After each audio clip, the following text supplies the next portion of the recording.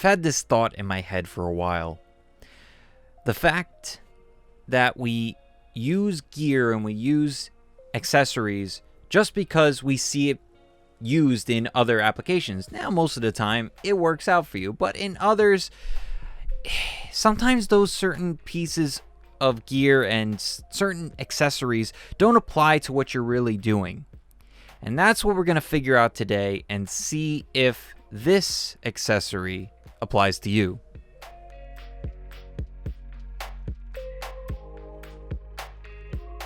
Welcome back to the Rebel Tech channel. I'm Justin, and in this video we're going to be talking about shock mounts. Shock mounts for our microphones that we see all the time. And yes, they do make a difference, but are they necessary? Are they something that you need to get for every single microphone that you buy? Well, the quick answer for that is no, you don't need to get it for every one, because the Shure SM7B here has very low handling noise, and the yoke mount is very well made. So you don't have the noise, like if I'm knocking on the side of this boom arm here, or even the extension tube or quick release, it really is. It's like an extension tube. And even on the yoke mount itself. Very low noise compared to other low budget microphones that I've covered in the past. Some examples. Just covered the Presonus PD-70 versus the SM7B, and it does have some handling noise, which we're going to put this on a shock mount and see if it actually makes a difference. We also have the ZDM1 by Zoom. If you saw the video, you know how I feel. And then, of course, you have your condenser microphones. AT2035, AT2020, and an AT4040. Now, of course, there are plenty more types of microphones that I could cover. I could cover a pencil condenser microphone. I could cover a shotgun microphone. But this is for microphones that we are going to be handling, meaning microphones that are usually right up in your face. So condenser and dynamic. Maybe in the future I'll cover a handling noise, or maybe even like shock mount or something different with a pencil and a shotgun. But those are specific to a boom operator or someone who's in that field. So I won't be covering that in this video, but possibly in the future. Let me know down in the comments if you're interested in something like that. So throughout this video, we've been talking into the Shure SM7B, and if you're a person that moves around the mic a lot, it's something that can be a problem because noise happens. I mean, despite the fact that this microphone has low handling noise, there is some noise in there as well. But it's a high quality microphone, so you don't have to worry about it as much. But for example, if you really wanted to have a shock mount for this, there's one option that I found. There's possibly more, but there's one option that I found, and we're going to find out if that actually makes a difference. So as you can see here, the Shure SM7B is on a shock mount that on Amazon, it's marketed as the Shure SM7B shock mount. But as I said before, you're not going to probably need something like this on it because of the low handling noise. Now, this USS Enterprise looking thing seems to work okay. If I was to tap the boom arm, kind of excessive, but a good example. And then the extension tube / quick release. And the shock mount itself, you probably notice some difference. But the issue that I'm having with it is the fact that it adds a decent amount of weight. And this is a Rode PSA-1, so you already got a heavy microphone, and it adds a little bit more weight to it, so it doesn't really give you much flexibility. A little bit, but not too much. So the other thing, another con with this microphone and this setup, is it's a little bit loose. This section here, they didn't exactly give you a good screw on there, but it's not that bad, and chances are you're probably not going to be using it with the Shure SM7B, which leads us to the next microphone that we're going to be using with this specific model. So as you can see here, we have a monstrosity of a setup. The AT2020 is on the USS Enterprise right now, which technically it's the, what is it called? The U-Shares shock mount. And technically it works. I threaded it on the 5/8 thread here, you can get an adapter, which is 3/8, so 5/8 on the bottom and 3/8 on the top, so it's kind of like an inverted one we're used to. Probably don't need to. Most mounts that come with your microphones are 5/8, and you need the other adapter, the 5/8 to 3/8. But for me, I'm a crazy person. I have just about everything. So let's do a little bit of a rejection test of noise. Tapping on the boom arm here. On the extension tube, quick release. And on the shock mount itself. You probably noticed that it's good. It's not great. I'm not a huge fan of this one, to be completely honest with you. It just seems like it's clunky. It gets in the way, and maybe I haven't figured out a good setup for it. But to be honest, especially if you're a person who streams and uses a face cam or a camera in general, this thing is covering up everything, and I don't think anyone that's coming to your stream or coming to your videos wants to look at this whole craziness going on. So next up, let's talk about another microphone you may put on this shock mount. So now we have the Presonus PD-70 on the USS Enterprise shock mount. I will continue to call it that from now on. We're going to do some rejection on the boom arm itself.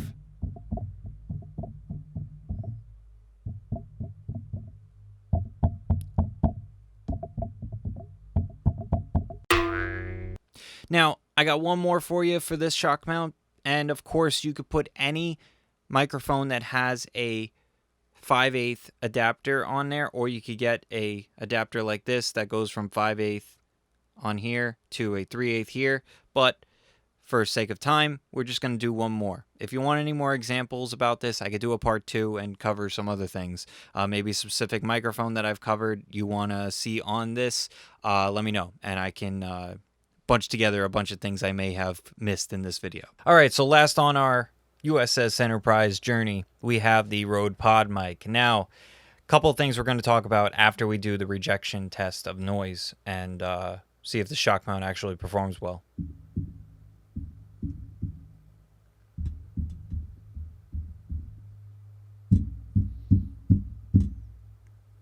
And that was okay. I mean, to be honest, there's a big issue with this, and that's the fact that the threads here, which is a reoccurring thing for this model, is pretty loose for this because it's got like a rubbery kind of bottom to the threads on this part here. It's just not a great design. It's a good idea, and it's got a lot of potential, but unfortunately, I think there's some shortcomings with this model.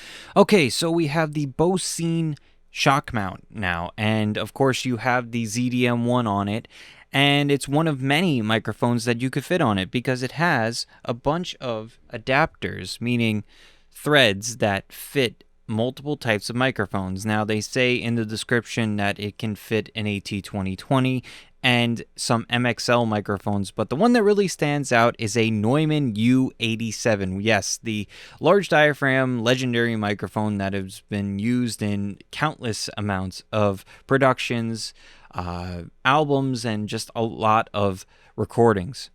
So if you know that microphone and you know that setup, I don't imagine you using that microphone with this shock mount, but for some reason, if you don't want to spend the extra $400 after spending like over $3,000 for the microphone, I guess you could get this for like $25. You could save yourself like $375 or whatever.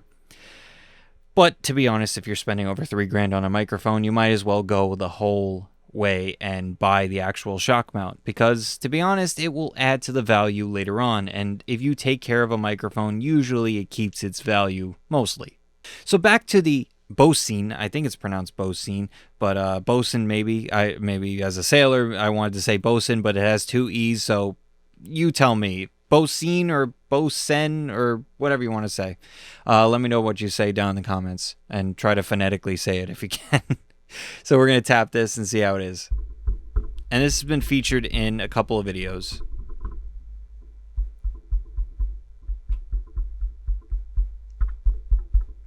So it does do a decent job at rejecting noise, especially considering how much noise this microphone makes when handling it. It does not do very well at rejecting handling noise.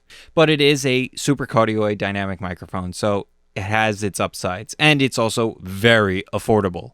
Now we're going to throw the AT2020 on this mount and see how that fares with it. Okay, so AT2020 is on the Boseen shock mount right now, and some things I want to point out.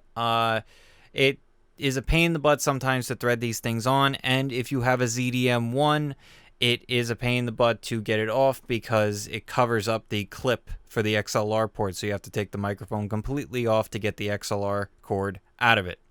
Just something to consider, but it's not a big deal. Now, just like the USS Enterprise, this microphone shock mount is big, it's clunky, and it's probably not something you're going to want to use on stream or something that you're going to use when you're using a face cam like this. It's just covering everything, and if you're close up and you got a wide angle lens, there's only so much space. I mean, wide angle lenses cover a lot of space, but I'm at about 16 mil on a crop sensor, so that's about like what, 25, maybe even 30. So look at all the real estate that it's taking up. Do you really want this much microphone in your shot? Maybe, if there's something that you want, but for the most part, I would use this in a studio setting or something like that. Let's tap the boom arm here, the edge of the boom arm, the quick release, and the actual shock mount itself. Now, because this is a condenser microphone, you're probably going to get a little bit more noise when it's tapped, but for the most part, those are extremes. These are things that shouldn't happen. Usually, you have a shock mount there for slight rumbles, tapping on the desk, and things like that. You might be hearing my fingers tapping on the desk, but you don't hear like the bouncing like you heard before. But the AT2020 can go on its own shock mount, which I've covered in a couple of videos, and we're going to use that on some microphones right now, specifically two, the AT2020 and the AT2035. This shock mount is made for 20 series microphones. So let's swap it out and see how that reacts compared to this. All right, so we have the regular 20 series Audio-Technica shock mount on the AT2020 right now. And of course, this shock mount is made for the 20 series microphones. It probably could fit some other ones if you really try and find out, but I know that it fits the 2020, 2035, and I believe it fits the 2050 as well, if you have that one. So let's do some rejection on the boom arm. The quick release on this part of the shock mount, and the shock mount itself. Now, of course, this is very extreme situations. Just like my plosive tests, this is a extreme situation that you would encounter. So understand that you're probably not going to have something this drastic, but just get an idea of what's going to happen when you do bump it or you do have a situation where a shock mount could come into play. Let's swap this out with the AT2035 and see how this one does. Okay, AT2035 on the 20 series shock mount. Let's see how this thing rejects noise.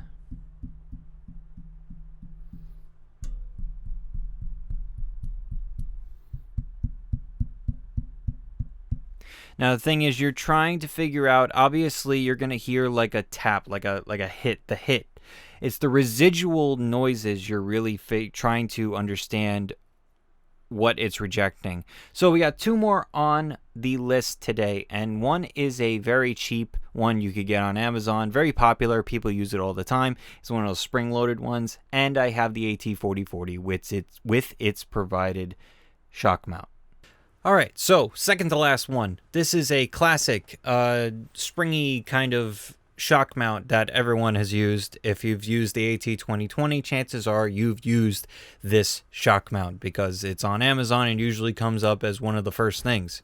And it's got the hair ties, basically, for lack of better terms, the bungees that hold it together. And yeah, it's a nice, simple shock mount. Has its flaws, but let's see how it rejects.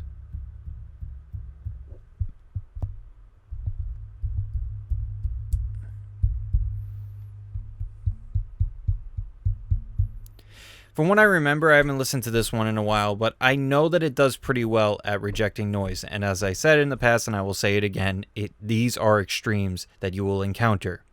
Now, of course, this is the only one that I know that fits on this. I think maybe like the Blue Ember or something else similar, but as far as microphones that I have, this is the only one that fits on it. So we got one more to go. All right, so lastly, we have the AT4040 on its shock mount. And I believe, if I'm not mistaken, the 40 series can fit on this shock mount, pretty much anyone, just like the 20 series can fit theirs. But I'm not 100% sure because I haven't tested it, but I've heard that they can. So let's do a test on the boom arm,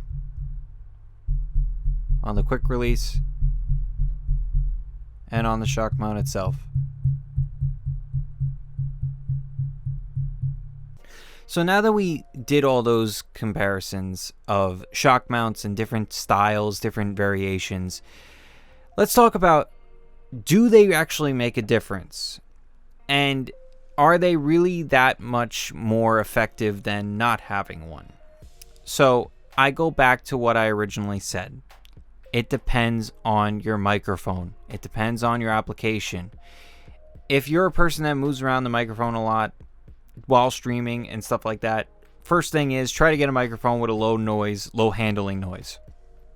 Second thing is, if that is still an issue and your budget isn't that high and you need to get one like the ZDM1 or like the Presonus, you probably will consider getting one. Or are you okay with it? It really is another thing to consider. Are you okay with a little bit of noise while handling it? It happens. For the most part, if someone's interested in your stream and you don't bump the microphone too much, or you don't move around too much, and don't make up too much noise, they're probably not going to care. Your audio quality should be good regardless, and bumping the microphone every once in a while, play into it, have fun with it.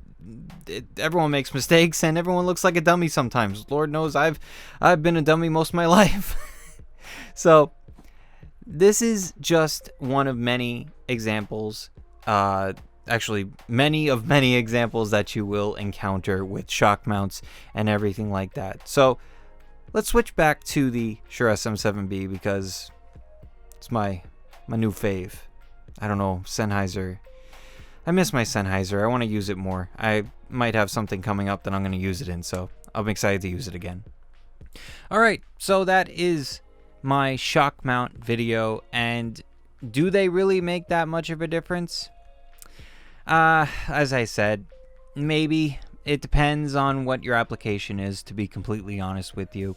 And it's not something that is going to be easy to figure out because you can't go ahead and buy every single one. I hope that my examples that I gave you with the various amounts of shock mounts that I've picked up over the years helps you make a decision if you need one, if you don't need one, which one may be for you, and the proper shock mount for the proper microphone, because not every shock mount fits every microphone. Got to keep that in mind as well. Something else I want to bring up, let me know what you think about the 2-camera setup. I just tried it out, and I've had the Sony a6000 for a while now, and I've used it in streams, and I've played around with it a little bit. I'm trying to test it out now, and I might be keeping it, might not be, not really sure. I might be upgrading my camera soon-ish, maybe, don't know. If I have enough cash, I might upgrade, but we'll see what happens. So thank you all for watching. Hope you all enjoyed it. If you liked the video, please hit the like button down below. It'd be greatly appreciated. It helps this video get out to more people, helps this channel grow, and really just helps me move forward in my content creation and allows me to make more videos, allows me to possibly make this a career. Never know. Now, don't know what's going to happen, so we'll see if that works out. We're coming up on 700 subs, and 300 or so we're gonna have a monetized channel, which would be very cool. If you haven't subscribed already, hit the subscribe button if you like my vibe around here and the things that I'm doing. If you have any suggestions for videos down in the comments section, you could also ask me while I stream. I try to do it every Saturday, but I've been kind of busy lately, so just keep an eye out for that. And until next time, take care, and I'll see you in the next video. Night is still young. We will go into the dark. The dark will guide us through the night. losing it already? It's not even midnight.